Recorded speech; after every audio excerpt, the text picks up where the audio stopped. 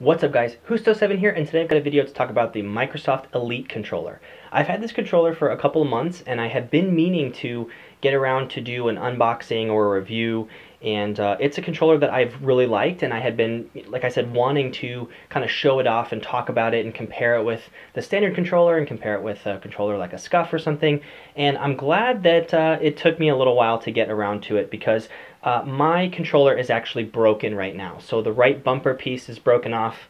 I don't know if you can see it, but here it is. The right bumper just totally broke off, and so it is not functional right now. I cannot use the right bumper at all.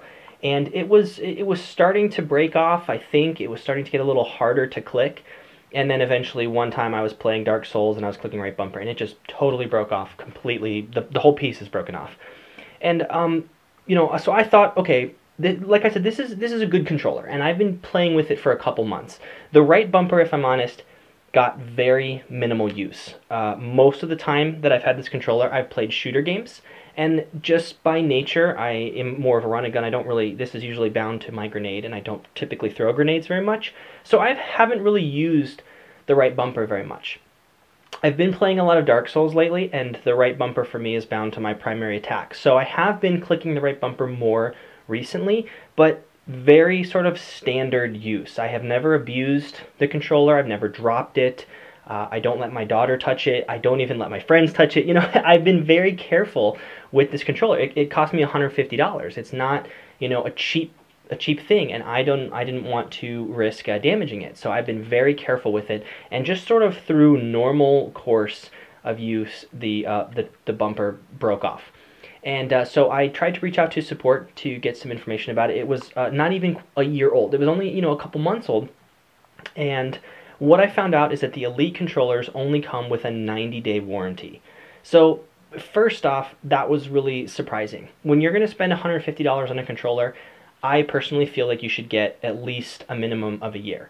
Now, there are, you know, a extended warranty. You can get a 2-year or a 3-year warranty, which would have covered this controller.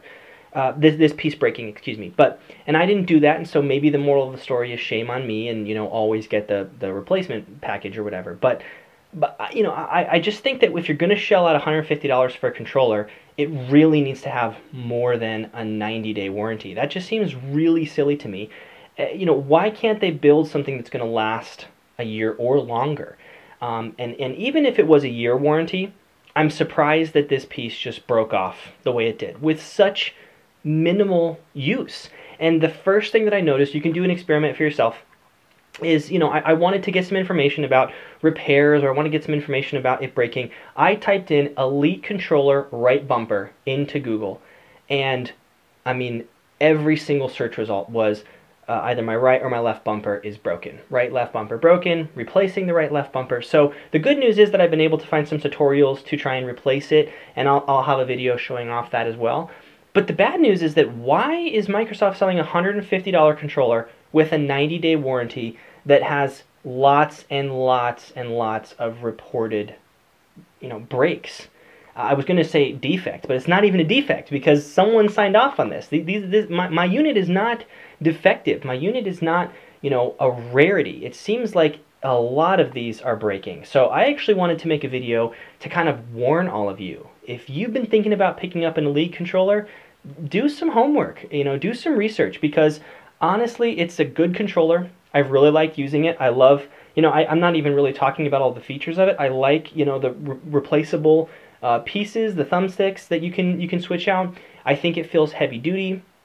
I like that the paddles on the back, you know, it's got great features, but I'm really disappointed in how easily the right bumper broke. And I'm really disappointed in Microsoft's 90-day warranty to not replace or service my controller that is not even a year old. It's only a few months old, minimal use, very well taken care of.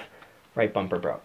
So I wanted to make a quick video. I'm going to attempt to repair it here in just a moment, and I'll film that. So if anyone is in my shoes and came to this video and is wanting to get the bumper replaced, I'll try to show you how to do that as well. But if you're thinking about purchasing this controller, be aware and do some homework. Go on YouTube, go on Google, and look up some reviews for this thing, because you'll probably see a lot bumpers breaking. So there you have it. I wish I could have a little bit more positive video. I was really looking forward to reviewing this controller and talking about all the great things about it, but unfortunately here I am to say that I'm now a little bit skeptical, and I actually think I might try out a couple of other controllers, you know, like a Scuff or something, so that I can compare it to these and see which one will really take the, you know, the crown for being the best controller. So if you have some suggestions, leave them below in the comments and let me know. I'll try to get one of those, and I'll do some comparison videos in the future. But for now, this is the controller that I'm using, and it has sort of failed me, unfortunately, after a couple months. So there you have it, guys. Thanks so much for watching. Be sure to subscribe to stay up to date on all of my videos.